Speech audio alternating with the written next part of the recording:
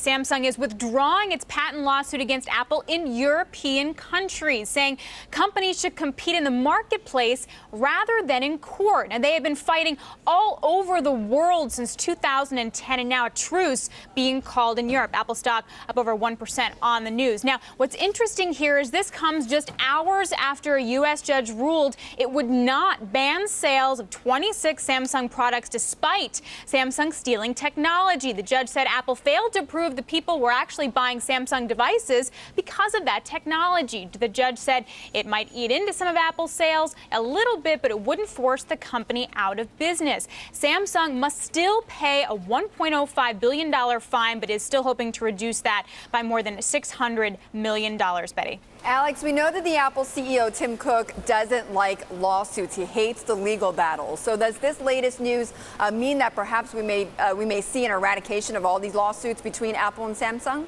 Well, the thing is, further appeals in the U.S. case in particular are expected, but it is complicated as to what the future is. Remember, Samsung is one of Apple's biggest suppliers and a huge competitor. And even though Tim Cook might hate lawsuits, remember, Apple co-founder Steve Jobs, before his death, did vow to wage, quote, thermonuclear war to prove the phones running on Google's Android copy the iPhone. And Samsung, of course, uses that Android operating system. And there is a lot at stake in the $219 billion smartphone market. Google's Android has market share of over 68% versus Apple at 18%. That's according to IDC, which also says Apple will stay the clear number 2 behind Android through 2016, just gaining about 0.3%. And over the last week in particular, analysts have grown increasingly more bearish on Apple. We've seen 5 analysts have cut their price targets since December 16th on worries the iPhone and iPad sales won't meet those estimates, and the stock has fallen just over 4%